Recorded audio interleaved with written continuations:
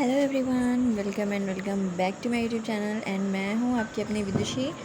And मैं शुरू कर रही हूँ आप लोगों के साथ एक स्पिरिचुअल जर्नी। एंड इस जर्नी में मैंने सबसे पहले एक बुक उठाई है जो कि जिज्ञासुओं के लिए है, और ये उस पथ के लिए है जब हम कहते हैं कि हमें परमात्मा से मिलना है। और मैं इसमें कोई भी ऐसी बात नहीं कहूँगी जो मैंने खुद कही है। इस बुक से पढ़ के मैं आपको सुनाऊँगी और आपको समझने की कोशिश करनी है, क्योंकि मैं आपको खुद कहूँगी तो आपको विश्वास नहीं होगा। ठीक है, तो चलिए बात करते हैं।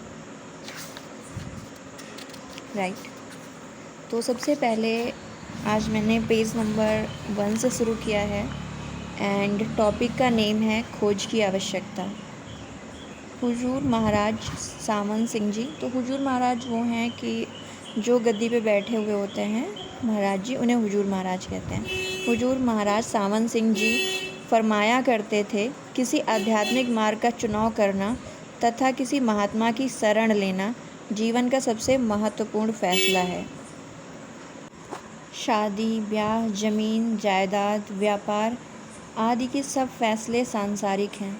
इनका संबंध संसार की नश्वर शक्लों और पदार्थों से है, जबकि परमात्मा की प्राप्ति के लिए किसी मार्ग को चुनने का और किसी महात्मा की शरण लेने का संबंध हमारी आत्मा से है।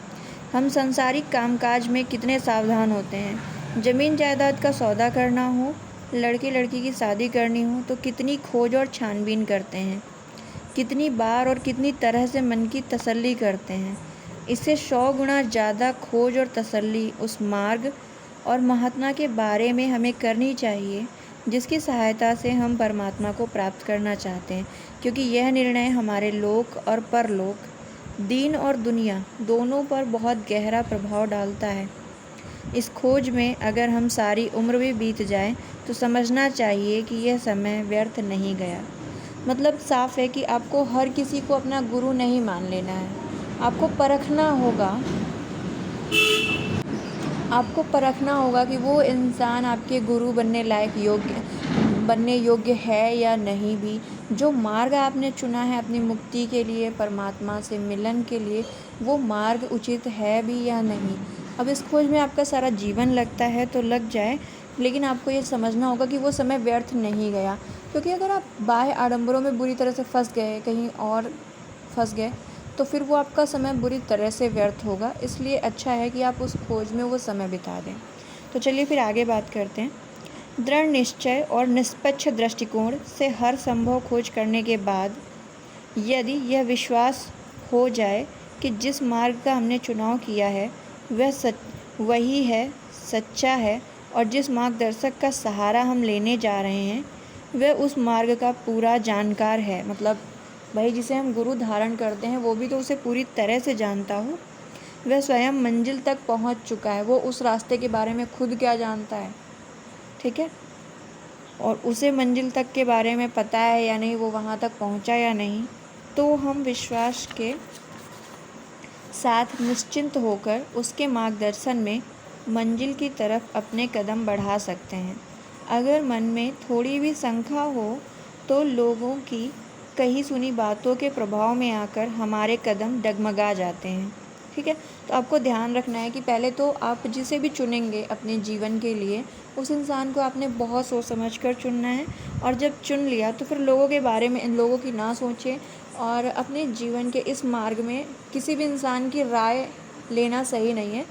मेरा अपना मानना है कि मैं भी जब सत्संग से जुड़ी थी, मतलब मैं भी उतनी तरह से नहीं जुड़ी हूँ, मेरी फैमिली जुड़ी हुई है, तो आपको ना दूसरे लोग बताएंगे कि फ़लाँ सत्संग में ये चीज़ अच्छी हो रही है, तो उस दौरान मेरा मानना है कि आपको अपनी आत्मा, अपने मन की सुननी चाहिए। और हम दुविधा के कारण मार्ग से भटक जाते हैं या हमारे भटक जाने का भय बना रहता है। महाराज चरण सिंह जी एक उदाहरण द्वारा यह बात समझाया करते हैं। अमृतसर से दिल्ली जाने का इच्छुक व्यक्ति अगर चलने से पहले दिल्ली जाने वाली सड़क की पूरी जानकारी प्राप्त कर लेता है तो निश्चिंत होकर वह अपनी कार दौड़ाते हुए अपनी मंजिल पर पहुंच जाता है।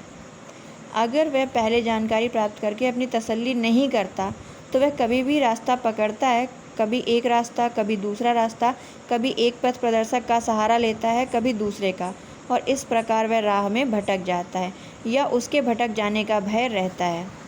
जिज्ञासु रूहानी तरक्की के लिए जो भी साधन और मार्ग अपनाना चाहता है, उसके बारे में खोज करते समय पूरी सावधानी से काम लेना चाहिए। उदार हृदय और बुद्धि से खोज करनी चाहिए। परंपरागत मान्यताओं और सुनी सुनाई बातों से ऊपर उठकर अपनी स्वतंत्र सोच के आधार पर निर्णय लेना चाहिए।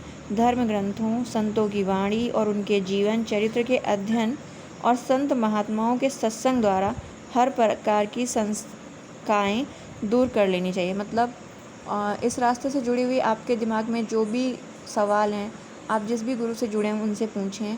जो भी पुराने संत महात्मा हुए हैं उनकी बुक्स होंगी, उन्हें पढ़ें, आप समझने का प्रयास करें, निश्चित ही आपको परमात्मा मार्ग दिखाएंगे। हर सिक्के के दो पहलू होते हैं, उसे दोनों ओर से देखकर ही उसके खरे या खोटे होने का निर्णय किया जा सकता है।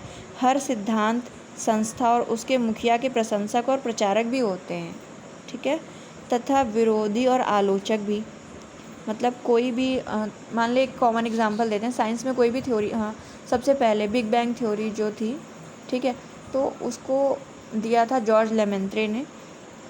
उसको देने के साथ कुछ लोग उसके प्रशंसक भी थे और प्रचारक भी, मतलब कि उसे कुछ लोगों ने तारीफ़ करी कि हाँ बहुत अच्छी थ्योरी है, और कुछ लोगों ने उसे आगे बढ़ाया, कुछ लोगों ने कहा नहीं ये बात सही नहीं है।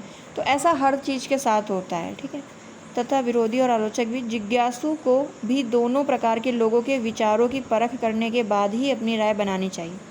मतलब आपको प्रशंसकों से भी मिलना है, आपको आलोचकों से भी मिलना है, और उनकी बातें सुनने और समझने के बाद ही आप अपनी कोई राय बनाएं। किसी के कहने पर कि फ़लाने महात्मा बहुत अच्छे हैं, फ़लाने महाराज बहुत अच्छे हैं, आपको उस रास्ते पे नहीं जाना है। आप दोनों से मिलिए, जो उनकी बड़ाई कर रहे हैं, जो उनकी बुराई कर रहे हैं, उसके बाद अपना मार्ग चुनिए।